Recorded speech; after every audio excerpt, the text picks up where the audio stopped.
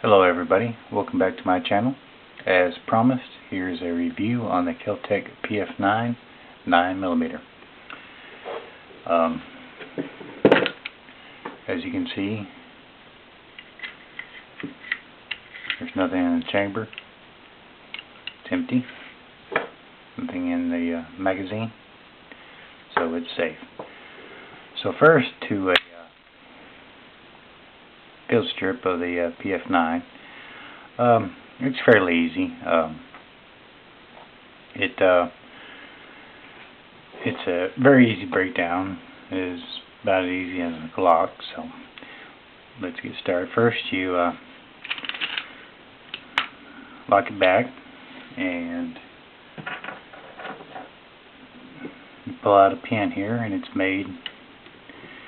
If you use a 9mm slug here, pull out this pin, pulls it out, and then you just slide it right off.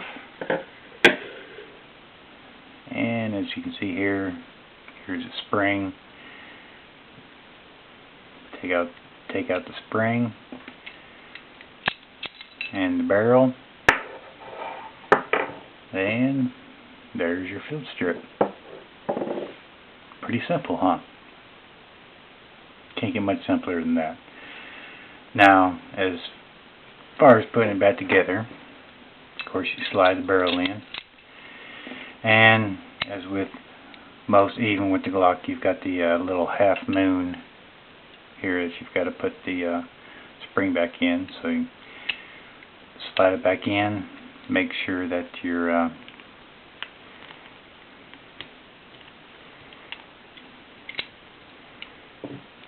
little half moon there fits in the groove of the barrel there. It's back in there, and you, slide it back on. Now, it's important to remember with the Kel-Tec PF9 here that whenever you try to reassemble it, you got to push down right here on this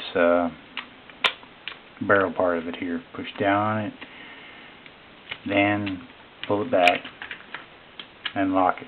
If you don't, this little pin here won't slip back in like it's supposed to, which you slip that back in.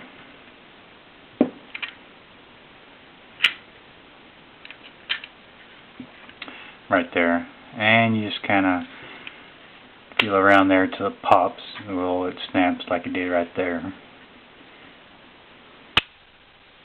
And there you go. That's it. That's all you gotta do for a field strip on it. And it's ready to go. Now, the Kel-Tec PF9, as you know, it's advertised from Kel-Tec to be the lightest and slimmest 9mm out there, which it is right now as of production of this video. It's the lightest and slimmest 9mm out there. Of course, it has a single stack magazine, which as far as the feeding of the rounds to the magazine, there's no problem there. It's not a double stack, it's a single stack.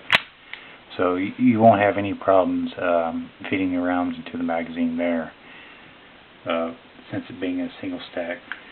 As far as the weight unloaded of this gun is 12.7 ounces. A loaded magazine is 5.57 ounces. The total length of this gun is 5.85 inches. The height from top to bottom is 4.3 inches. Now the overall width of this gun is it's less than an inch. It's 0.88 inches. So I mean it's less than an inch. So it's very easy to conceal this gun, being less than an inch. The barrel length is 3.1 inches. Of course, capacity of this round is 7 plus 1 in the chamber, so you got 8 rounds, which is good. Trigger pull on it, it's not that bad. Trigger pull, some might think it's rather long trigger pull, but it's light. It's not that heavy trigger pull. It's only 5-pound trigger pull, but it, as with any double action a gun here, which it is double action. You pretty much just have to stage a trigger before you shoot it. But it's only 5 pounds, so that's definitely able. Yeah, I mean it's workable there. It's not that bad. But the sights on it, I don't know if you can see it too well from this, but the sights on it, you've got the 2 dots in the back here and the 1 dot up front. So for it being a small carry 9mm, it's got very good sights on it. I mean, you can shoot good groups with this, with the sights on it. Unlike the Kel-Tec P3AT, or the 32 or the 38 caliber. You've got a lot better sights on this here, and it makes for good groupings in the shots. It's got good grips on it. Some people refer to this as the dinosaur grips on it. Don't quite know why. It's got raised grips on it, raised block grips on it, which, I mean, feel good to the hand. Now, I particularly, when I shoot, I don't really use my pinky anyways. I can kind of hold it out like that. I only need these 2 fingers here to shoot with. I don't really use my pinky anyways with any gun I shoot. So it's got a great feel to the grip for me. So now, as far as the recoil on this gun, yes, with it being so light, I mean, with it only being less than 13 ounces and the 9mm bullet, it does have quite a bit of muzzle rise to it whenever you shoot it. That's just to be expected, though, when you have a really light gun like this in 9mm caliber. It's going to have quite a bit of recoil and muzzle rise to it. But if just if you practice with it, take it to gun range, fire a couple hundred rounds through it, you'll get used to it, and it won't be that big of an issue for you. This is a later generation PF9. It's got the metal magazine release here, and I haven't had any issues through it. I fired a couple hundred rounds through it. Haven't had any issues through it from firing it. To me, it seems a good quality gun.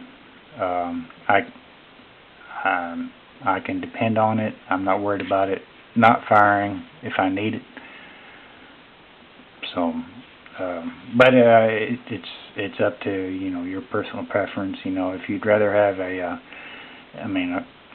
Glock 19, it has a 15-round capacity. If you think you need that many bullets, then this won't work for you. But in most situations, though, you're not going to need,